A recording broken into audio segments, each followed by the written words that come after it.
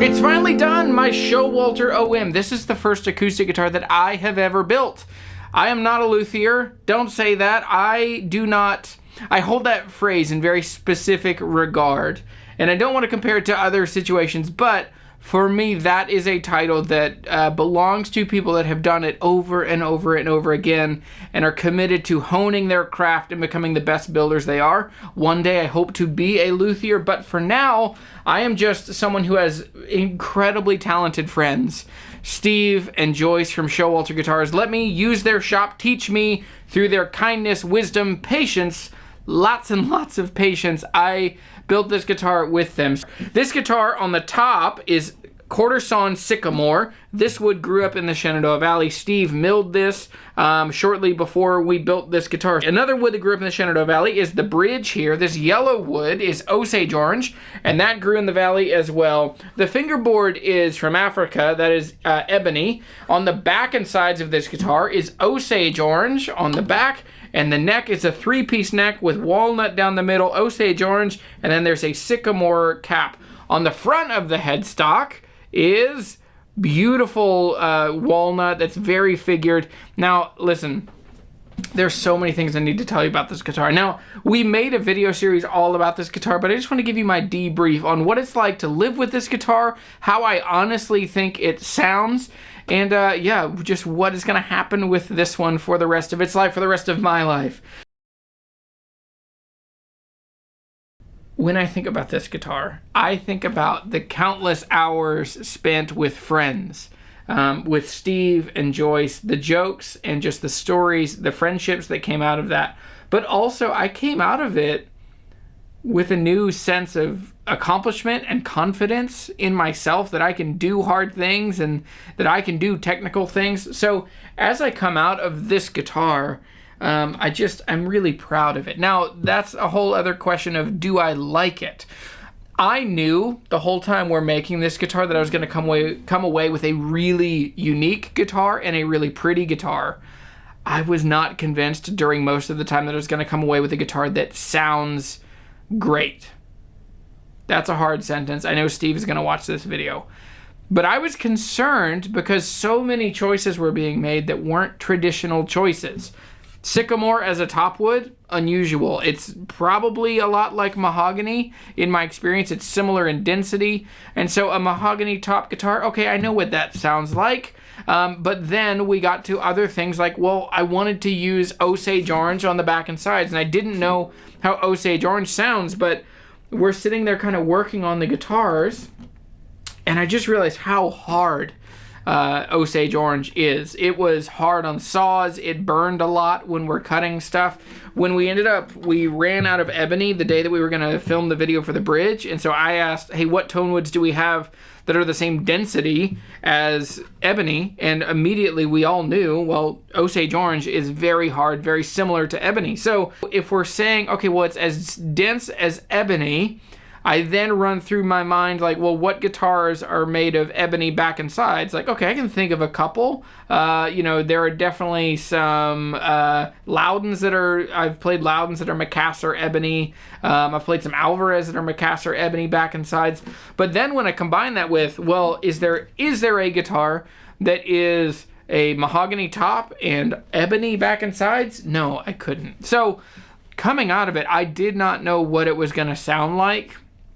And I'm very incredibly excited about how this guitar sounds. And at the same time, it does not sound traditional in the least at all. This guitar everything about it is just kind of dark and moody. And I like it. I am into it.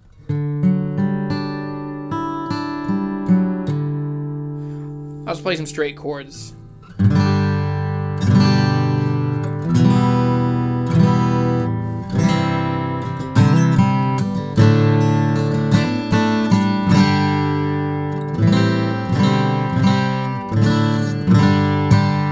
While we were building this guitar, we just had some hard life stuff hit us, and this is my job for the most part, buying and selling guitars, running this YouTube channel. And it was before I started working at Hometown, and so we had a time where I had to sell my Waterloo WLS, which I loved that guitar. It had a deep V neck and it had a really warm and punchy tone. So around the same time that that was happening, I knew that I was going to be able to get this guitar, build this guitar, and keep it. So I needed to figure out a way to make this guitar fit and sound in the gap that was happening in my guitar collection. So with that, we did a very deep V-neck on this guitar. And then also, I'm really thankful with how it turned out. Just in its tone, it doesn't sound exactly like the Waterloo because that guitar was ladder braced, red spruce top with cherry back and sides. And so it's a very different guitar. But this guitar is a 14 fret OM, X-braced, sycamore, and Osage orange. But the shape of the neck in particular is very thoughtful and reminiscent of that. Like I just went for the deepest V I could get because I just love that feature of a guitar. And I'm really thankful that this guitar has that really warmth, that real warm, punchy kind of tone. Now, what else have I done since this guitar was done? When it left Showalter, in the last video I did was that I had to put a pickguard on it. I did that. That was the last like appendix video. And then the other thing I had to do is I added a pickup to this guitar. So the pickup was sponsored by LR Bags. They sent me this is the Anthem SL, which I think I prefer the SL because it's just such a smaller preamp. It's less weight being added to the top of the guitar. And so with this, especially if once you get the SL and then you have the long screwdriver that fits into the preamp, you can set that blend. This pickup, every time I've played it out 3 times now. Each time people have come up to me and said, you have the best acoustic guitar tone I've ever heard, which I know you're like me. And that is the deepest compliment. It's like, you can tell me my kids are cute, but if you really want to impress me, tell me that my guitar tone is excellent. That's all I want to hear in life.